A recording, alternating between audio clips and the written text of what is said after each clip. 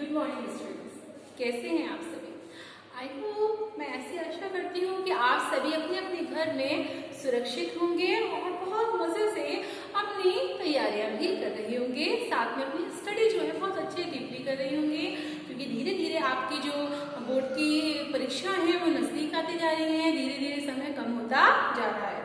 तो बच्चों, आज हम पढ़ेंगे आपकी जो बुक है वृतांत, उसका जो पार्ट 4 है डायरी के पन्ने, जिनके लेखक हैं एन फ्रैंक, है ना। एन फ्रैंक एक लड़की की कहानी है जो बहुत जल्दी ही जो यहूदियों के अत्याचार में गिर जाती है और उसकी मृत्यु हो जाती है बहुत ही जल्दी। तो जब वो वहां पे रह रही थी तो कहीं ना कहीं उसने एक डायरी लिखी थी, उसके साथ जो भी दिन भर में होता था वो सारी बातें, चाहे उसकी बहन हो, माँ हो, पापा हो, बहन भाई जो भी हो, तो वो सारी चीजों को, उन सारी बातों को, घटनाओं को अपनी एक डायरी में लिखा करती थी कि वो किस तरह से अपना जीवन जी रही है।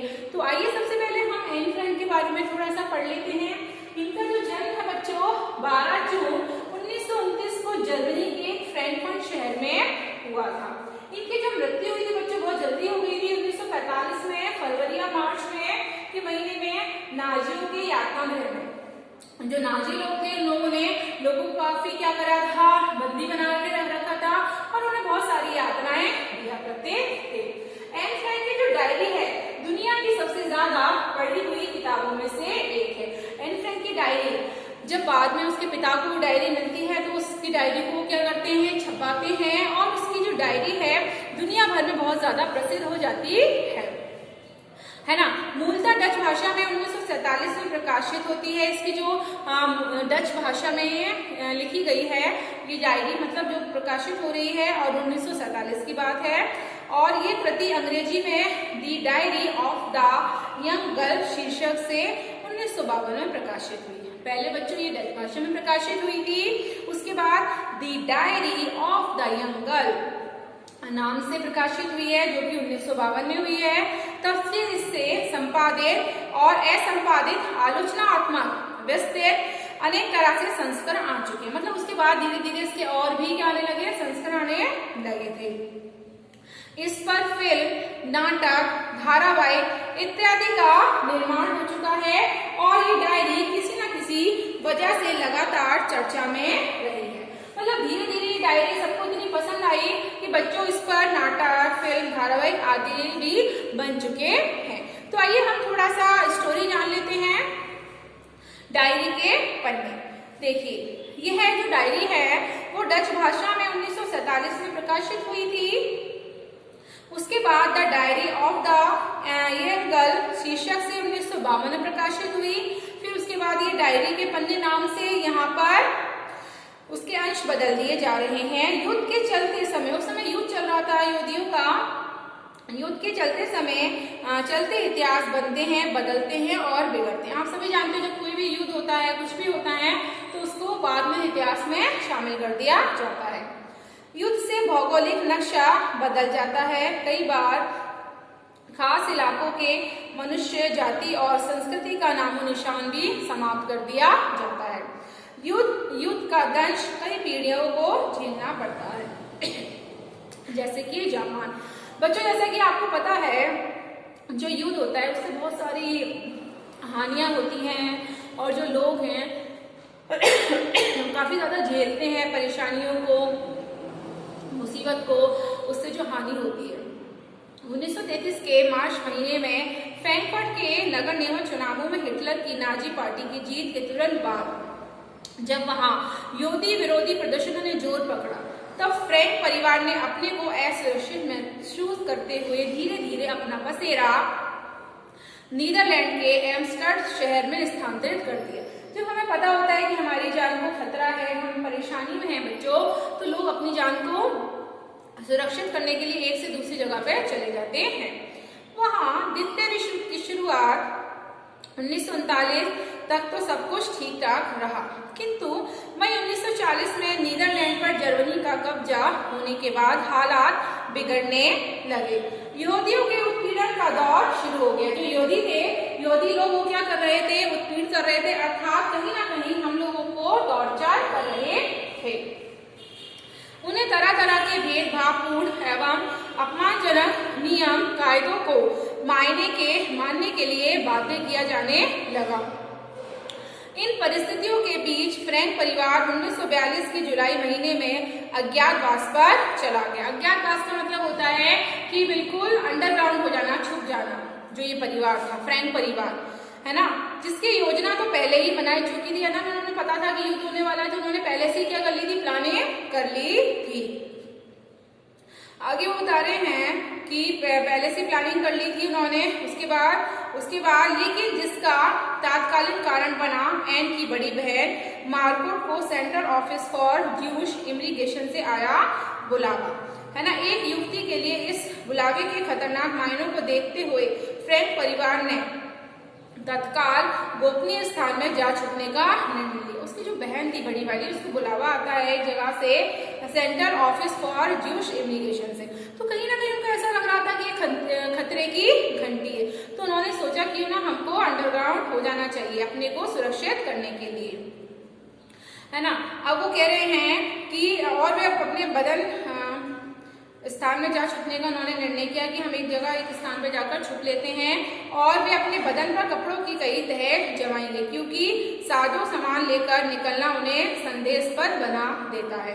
उन्होंने सोचा कि हम अपने साथ में अगर बहुत सारा सामान लेकर जाएंगे तो लोगों को शक हो जाएगा, इसलिए उन्होंने सोचा कि अपने ऊपर, जैसे बच्चों हम एक ड्रेस पहनते हैं तो उन्होंने एक ड्रेस की जगह अपने ऊपर काफी सारे कपड़े पहन लिए। आगे वो कह रहे हैं क्योंकि जो सामान है वो ले जाना मुश्किल था। पैदल, क्योंकि योद्धियों को किसी सवारी पर चलना मना था, वो पैदल ही जा सकते थे और पैदल सामान उठाना पॉसिबल नहीं है। उस जगह की ओर निकल पड़े। ये जगह थी ऑटो फ्रैंक के दफ्तर के भवन में पिछले छिपने की, जो कि 2 मंजिल का था, जिन तक पहुंचने की सीढ़ी अलमारियों की एक कतार के पीछे छिपी थी। अलमारी थी, उसके पीछे ये थी। मैं आपको ये जो चैप्टर है शॉर्ट में समझा रही हूँ अभी। उसके बाद क्या होता है बच्चों कि सीढ़ियां जो थी अलमारी के अंदर से निकलती थी। यहाँ 2 मित्र परिवारों के 4 सदस्य और उनके साथ रहने आए थे, है ना। 2 मित्र के परिवार के 4 सदस्य और रहने आए थे। इन 8 अज्ञातवासियों को फ्रैंक साहब के ऑफिस में काम करने वाले ईसाई कर्मचारियों की भरपूर मदद मिली, है ना। उनको काफी ज्यादा उससे मदद मिली और वे 2 साल से कुछ ज्यादा ही वक्त काट ले गए। 4 अगस्त 1944 को किसी की दी हुई जानकारी के आधार पर गेस्टापो, हिटलर की खुफिया पुलिस ने इस गोपनीय निवास पर छापा मारा। सभी लोग नाजियों की हत्थे चढ़ गए और उन्हें यहूदी के लिए बने यातना गृह में भेज दिया गया। मायूर में मित्र राष्ट्रों के हाथ जर्मनी की पराजय के बाद जब यातना गृहों में कैद यहूदियों को आजाद कराया गया, तब अप्रैल 1945 तब फ्रैंक परिवार के सदस्यों में से सिर्फ पिता ही जीवित रह गए थे। नाजियों की सांप्रदायिक नस्ली घृणा की आग ने जिन लाखों निर्देश यहूदियों की आहुति ली, उनमें अपनी माँ और बहन के साथ एन भी शामिल थी। एन फ्रैंक की बहुचर्चित डायरी 2 साल के उसी अज्ञातवास के दरमियान लिखी गई। जब 2 साल का अज्ञातवास था उस समय उसने ये डायरी लिखी थी। अपने 13वें जन्मदिन यानी कि 12 जून 1942 पर जब उसे सफेद और लाल कपड़े की जिल्दबाजी नोटबुक मिली, तभी उसने तय कर लिया कि इस नोटबुक को वह अपनी डायरी बनाएगी। उसको एक डायरी मिलती है वहां पर, तो उसने सोचा कि मैं इसको अपनी डायरी बनाऊंगी, साथ में मैं इसमें बहुत सारी चीजें लिखूंगी। डायरी उसने उपहार में ही मिली थी। एक गुड़िया किट्टी को संबोधित करके लिखनी शुरू की। मतलब उससे परिवार वाले ज्यादा बात नहीं करते थे। उसकी जो बहन थी उसे पसंद नहीं करती थी, माँ भी पसंद नहीं करती थी। उसके पापा है जो थे वो जरूर उसको बहुत ज्यादा प्यार करते थे। तो वो सोचती थी कि मैं अपनी जो दिल की बातें होती हैं, हम किसी से शेयर करते हैं अपने मित्रों वगैरह से, मैं किससे शेयर करूं। तो उसने सोचा कि उसके पास जो उपहार में उसको एक किट्टी गुड़िया मिली थी, गुड़िया का नाम था किट्टी, तो उसको संबोधित करते हुए अर्थात उससे वार्तालाप करते हुए उसको वो लिखा करती थी। गोपनीय जीवन की तब शुरुआत नहीं हुई थी, लेकिन महीने भर के अंदर वह नौबत आ पड़ी। गोपनीय का मतलब है जब उसने ये डायरी लिखना शुरू करी थी बच्चों, तब वो अंडरग्राउंड नहीं हुए थे, अज्ञातवास के लिए नहीं गए थे। लेकिन 1 महीने के अंदर ही वह नौबत आ गई कि उनको अंडरग्राउंड होना पड़ा। एन की डायरी लिखना जारी रहा। एन जो थी एक लड़की का नाम है बच्चों, एन, है ना। उसका जो डायरी लिखना था वो कंटिन्यू रहा, उसने डायरी कंटिन्यू लिखी। आखिरी हिस्सा उसने 1 अगस्त 1944 को लिखा। जिसके 3 दिन बाद वह दूसरे 7 लोगों समेत नाजी पुलिस के हत्थे चढ़ गई।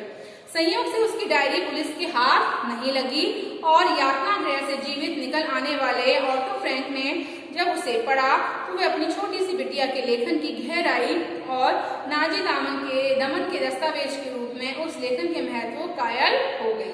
उन्होंने हर संभव कोशिश की करके 1947 में उस डायरी को प्रकाशित करवाया। यानी कि उसके जो पिता थे, उन्होंने जब उनके हाथ की डायरी लगी, जब उन्होंने पढ़े तो वो बहुत ज्यादा भावुक हो गए और उन्होंने सोचा क्यों ना मैं इस डायरी को क्या करूं, प्रकाशित करवाऊं। और धीरे धीरे वह दुनिया की सबसे अधिक पढ़ी जाने वाली किताबों की सूची में शामिल हो गई और धीरे धीरे लोगों ने उसकी काफी सराहना की, उसको बहुत ज्यादा पसंद किया। ये डायरी इतिहास के एक सबसे आतंकप्राण और दर्दनाक अध्याय के साक्षात अनुभव का बयान करती है। हम यहाँ उस भयावह दौर को किसी इतिहासकार की निगाह से नहीं बल्कि सीधे भोक्ता की निगाह से देखते हैं। और ये भोक्ता ऐसा है जिसकी समझ और संवेदना बहुत गहरी तो है ही, उम्र के साथ आने वाले दूसरों से पूरी तरह अछूती भी है। हमारे जो लेखक है वो हमें बताने की कोशिश कर रहे हैं कि जो दर्दनाक था, आतंकप्राण था, वो सारी चीजें, उन सारी चीजों को उसने अपने अनुभव को इस डायरी में लिखा है। और हम किसी इतिहासकार की निगाह से उस डायरी को नहीं पढ़ रहे हैं बल्कि भोक्ता की निगाह से पढ़ रहे हैं। भोक्ता का मतलब होता है भोगने वाला, यानी किस तरह से उसको परेशानियों को, यातनाओं को उसने क्या करा था, भोगा था। जिसकी समझ और संवेदना बहुत गहरी तो है ही, उम्र के साथ आने वाले दूषण, मतलब उसकी समझ बहुत ज्यादा क्या थी बच्चों, गहरी थी, बहुत ही ज्यादा मानवी थी। इस डायरी में भय, आतंक, भूख, प्यार, मानवीय संवेदनाएं, प्रेम, घृणा, बढ़ती उम्र की तकलीफें, हवाई हमले का डर, पकड़े जाने का लगातार डर और 13 साल की उम्र के सपने। उस लड़की कितने साल की थी बच्चों, 13 साल की थी उस समय। कल्पनाएं, बाहरी दुनिया से अलग थलग पड़ जाने की पीड़ा, मानसिक और शारीरिक जरूरतें, हंसी मजाक, युद्ध की पीड़ा, अकेलापन, सभी कुछ है। ये डायरी योद्धियों पर ढाए गए जुल्मों का एक जीवन दस्तावेज है। बच्चों, कहने का तात्पर्य है कि वो जो बच्ची थी 13 साल की, उसने बहुत सारी परेशानियों को झेला था, बहुत सारे दुखों को झेला था, उसने बहुत सारी चीजों को अनुभव किया था। 2 साल जब वो अंडरग्राउंड रही थी, जाहिर सी बात है हम तो शायद 1 दिन या 2 दिन भी एक कमरे के भीतर नहीं निकाल सकते, लेकिन जब हम चैप्टर पढ़ेंगे तब हमें पता चलेगा कि उस बेचारी बच्ची ने कितनी सारी यातनाएं झेली थी, कितनी सारी समस्याएं झेली थी। बिना लाइट के रहना, अंधेरे में रहना, अंधेरे में काम करना बहुत ज्यादा हमें परेशान करता है। तो ये मैंने आपको आज जो स्टोरी बताई है बच्चों, शॉर्ट में बताई है, जो आपके किताब की स्टार्टिंग में लिखी होती है। तो कल हम इस स्टोरी को कंटिन्यू करेंगे, यानी कि इस चैप्टर को शुरू से पढ़ेंगे और समझेंगे, है ना। तो आप इस चैप्टर को बहुत अच्छे से पढ़िएगा ताकि चैप्टर आपको समझ में आए। Thank you.